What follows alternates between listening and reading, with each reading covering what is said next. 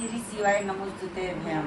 हर हर महादेव, हर हर महादेव। प्रेम से शंकर भगवान की जय, मैया भवानी की जय। हर हर महादेव। बेल के पतइया पर खजनी ने मतवा बोला अइबा कहिया, बाबा अइबा कहिया, बोला अइबा कहिया।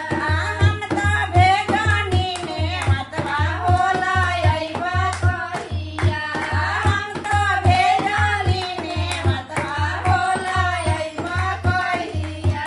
अगनाली पौले बानी चंदना पड़ले बानी, अगनाली पौले बानी चंदना पड़ले बानी। चौकी लगौले बानी, आसन लगौले बानी, बोला अइबा कहिया। सब शिष्या जोड़े बतिया, बाबा अइबा कहिया।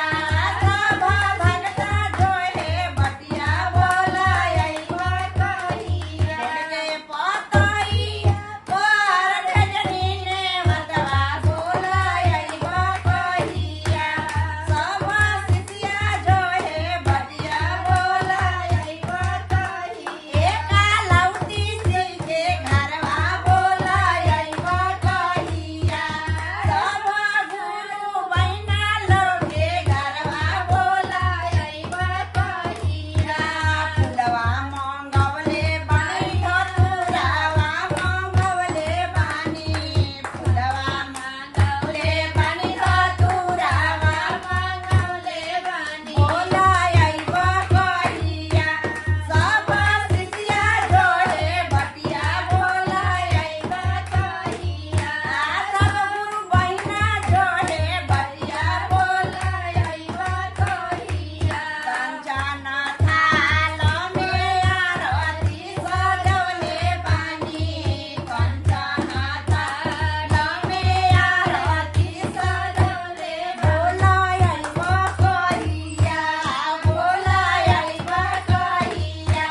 सब शिष्या जोड़े बतिया, बोला अइबा कहिया। कालौती सिंह के घरवा बोला अइबा कहिया। पहिला में दाया मंगनी, दूसरे में चारा चाहो। पहिला में दाया मंगनी, दूसरे में चारा चाहो। तीसरे में नमो शिवाय परनामवा बोला अइबा कहिया। तीसरे में मैया भवानी परनामवा बोला अइबा कहिया। प्रेम से शंकर भगवान की जय। आज की आनंद की जय।